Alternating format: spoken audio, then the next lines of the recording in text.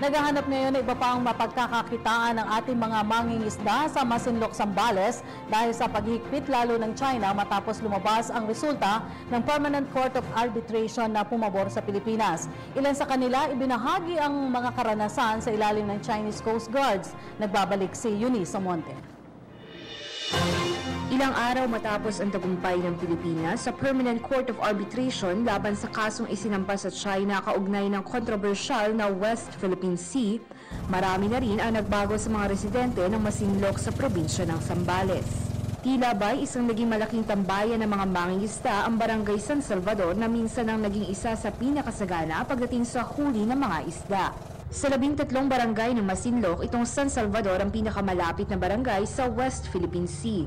Kaya naman dahil sa kawalan na rin na mapagpipilian ng ibang hanap buhay, ang komunidad rito ay nabubuhay lamang sa pangingisda.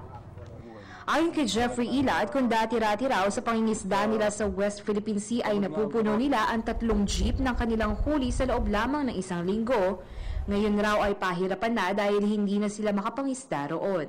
Katulad namin na mga mananagat lang talagang hanap buhay. Mas gusto talaga namin sa Scarborough dahil bukod sa pagod nga ang trabaho namin doon, pero sa paninisid naman, gana-gana kami kasi sa sobrang dami ng isda. Mababaw pa, hindi katulad dito sa amin. Dito, hirapan ng isda dito.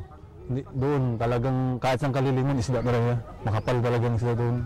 Nakasabay rin namin sa bangka ang ilang mga mangingisdang dumarayo pa sa bayan para mamili ng isdang uulamin. Isang patunay na bagsak ang kabuhayan ng mga kababayan natin rito. Kung dati, kumakain kami ng 3 beses, may merinda pa yan. Ngayon siguro wala na, mga 2 beses na lang. Malaki pong kawalan po yung pagkain nila, yung pagbabago sa amin. May pakiusap rin ang ilan sa kanila pagdating sa kanilang seguridad, lalo na't nais lamang nila ay maghanap buhay. Ni Navy ng Pilipinas, wala doon. Kami lang halos talagang pinaka-kondo, mga mangingisda.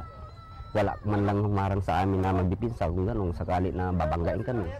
Para kina Jeff, Ronnie at Rodel, iisa lamang ang kanilang hiling, ang makalaot muli sa mayaman nating karagatan. Para sa PTV News, Eunice Monte. Hi! Ako si Ria Fernandez. Mag-subscribe na sa PTV YouTube channel. I-click lang ang subscribe button.